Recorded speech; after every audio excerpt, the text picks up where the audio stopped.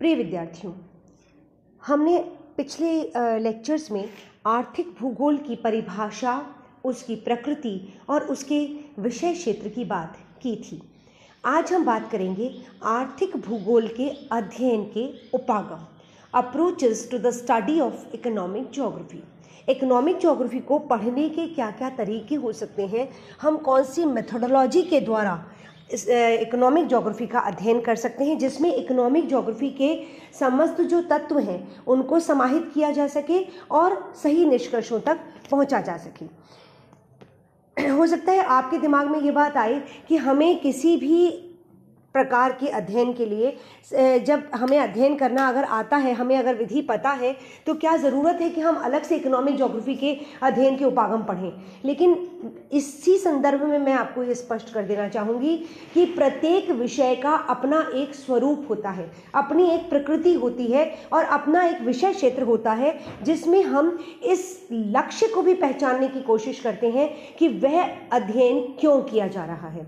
Economic geography के संदर्भ में हमने ये अध्ययन पिछले लेक्चर्स में किया, ये डिस्कशन किया कि इकोनॉमिक ज्योग्राफी की परिभाषा क्या है, उसके विषय क्षेत्र के अंतर्गत कौन कौन से तत्वों को समाहित किया जा सकता है, उसके अध्ययन का उद्देश्य क्या है और उसके अध्ययन के पश्चात इकोनॉमिक ज्योग्राफर से क्या उम्मीद की जाती है कि वो किस तरीके का परिदृश्य, किस तरीके का के रिजल्ट्स विश्व के समक्ष रखेगा, और इकोनॉमिक ज्योग्राफी के क्षेत्र में किन किन तत्वों को किस रूप में समाहित किया जाता है। इन सब की बात हमने की। इकोनॉमिक ज्योग्राफी बेसिकली किस तरीके का सब्जेक्ट है, किस तरीके की स्टडी है, जैसे कि हमने बात की कि सोशल साइंसेज है।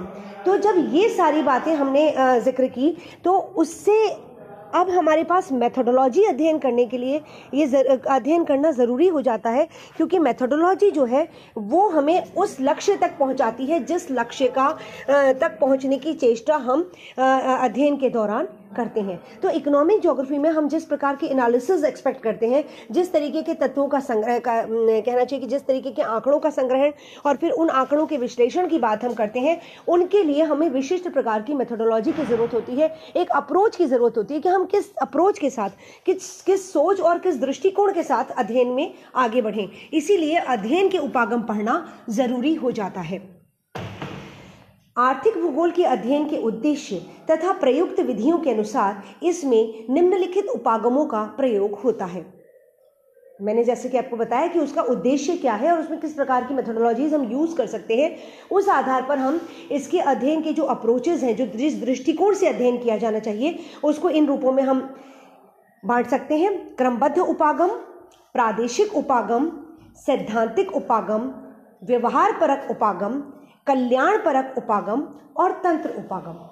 देखिए, अगर आप रिकॉल करें, जब मैंने आपको परिभाषा की बात बताई थी, जब मैंने आपको आर्थिक भूगोल के विषय क्षेत्र को डिस्कस किया था आपके साथ, तब मैंने ये सारी बातें कही थी कि जब क्रमबद्ध उपागम और प्रादेशिक उपागम का मतलब है कि सिस्टमेटिक और रीजनल ज्योग्राफिकल जो अप्रोच है, उसकी बात हम करते हैं कि हमें किस रूप में तत्वों का अध्ययन करना है। भौगोलिक तत्वों का अध्ययन संपूर्ण पृथ्वी को एक इकाई के रूप में मानकर भी किया जा सकता है। भौगोलिक तत्वों का अध्ययन संपूर्ण पृथ्वी को कुछ प्रदेशों में बांटकर प्रत्येक प्रदेश की अपनी विशिष्टताओं के आधार पर भी किया जा सकता है। सैद्धांतिक और व्यवहारपरक उपागम में भी यही अंतर है कि प्रैक्टिकली बहुत सारी चीज़ें हमें वैसी नज़र नहीं आती जैसे कि हमें सिद्धांततः नज़र आती हैं। तो ये विश्लेषण भी बहुत ज़रूरी हो जाता है अध्ययन के दौरान और अध्ययन के साथ एक सही निष्कर्ष पर पहुंचने के लिए।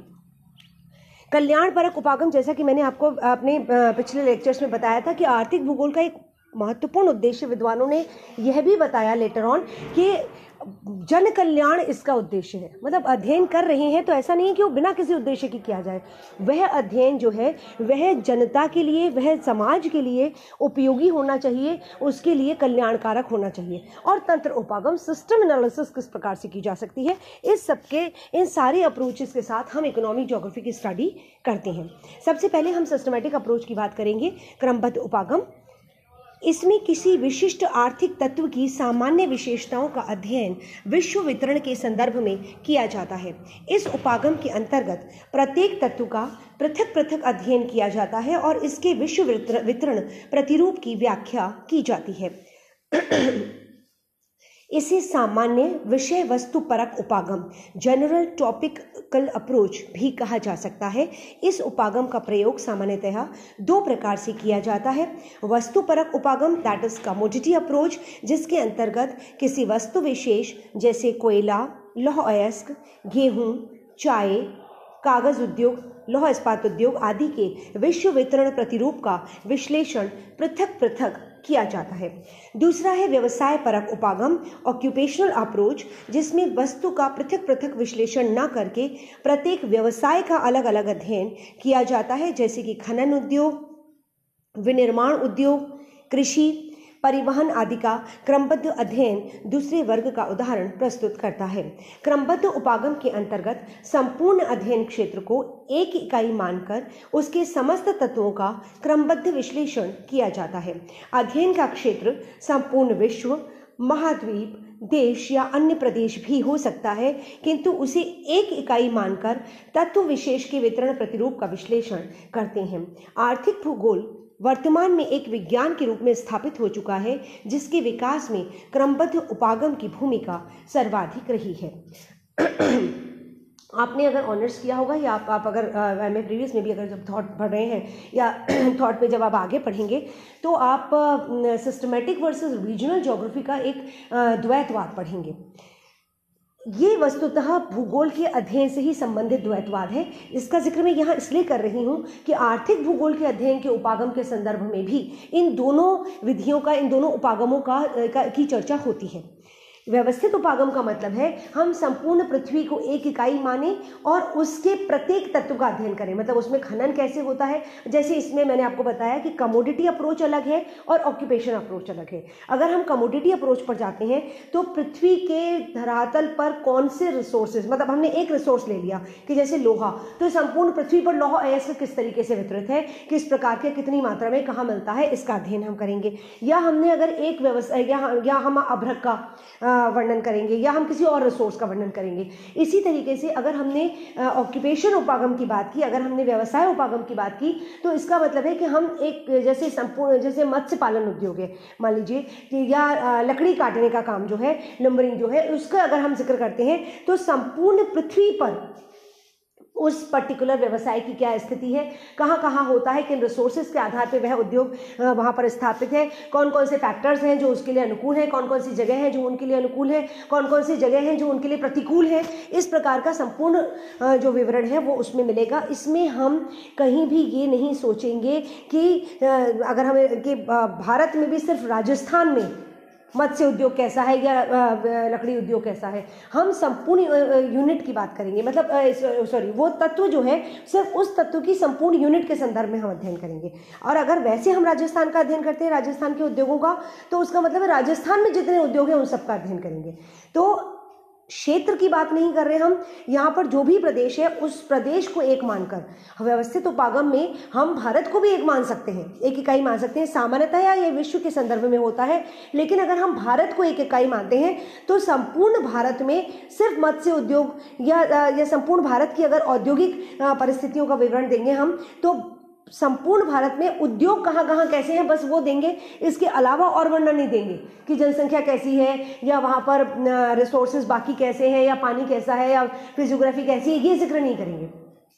हम सिर्फ उस तत्व विशेष का अध्ययन करेंगे। तो मूलतः एक तत्व विशेष ले लिया जाता है जिसका संपूर्ण क्षेत्र को, खासकर विश्व को, एक इकाई मानकर अध्ययन किया जाता है। उसे हम क्रमबद्ध उपागम कहते हैं, सिस्टमेटिक अप्रोच कहते हैं। तो इसमें जब हम रिसोर्सेज का या इंडस्ट्रीज का, चाहे हम कमोडिटी का करें, नॉट ओनली इंडस्ट्रीज, एग्रीकल्चर का, किसी भी ऑक्यूपेशन का जब हम अध्ययन करते हैं तो इसे हम सिस्टमेटिक अप्रोच कहते हैं। और प्रारंभ में जब हम हमारे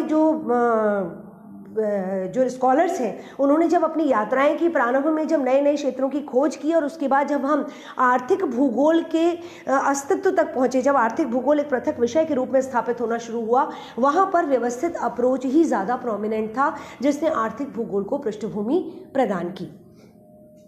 अब दूसरा है प्रादेशिक उपागम, रीजनल अप्रोच। इसके अंतर्गत विश्व या संपूर्ण अध्ययन क्षेत्र को कुछ प्रदेशों में यानी उप विभागों में विभक्त करके विभिन्न आर्थिक तत्वों का भौगोलिक विश्लेषण किया जाता है। यह भौगोलिक अध्ययन के लिए प्रयुक्त प्रमुख विधियों में से एक है। प्रादेशिक विभाजन के पश्चात प्रदेश में सभी आर्थिक तत्वों के वितरण और उनके अंतर संबंधों का विश्लेषण किया जाता है। 19वीं शताब्दी तक इस अप्रोच का अधिक स्वतंत्र अस्तित्व नहीं था और आर्थिक तत्वों का अध्ययन, आर्थिक भूगोल का भी एक्चुअली स्वतंत्र अस्तित्व नहीं था और आर्थिक तत्वों का अध्ययन प्राय प्रादेशिक भूगोल के अंतर्गत ही किया जाता था। अतः आर्थिक भूगोल के विकास के प्रारंभिक काल में प्रादेशिक उपागम का प्रयोग अधिक होता था। इसके लिए सामान्यतया प्राकृतिक प्रदेशों अथवा राजनीतिक प्रदेशों को आधार बनाया जाता है। आज के लिए इतना ही। आगे के उपागमों की बात हम अगले लेक्चर में करेंगे। Thank you.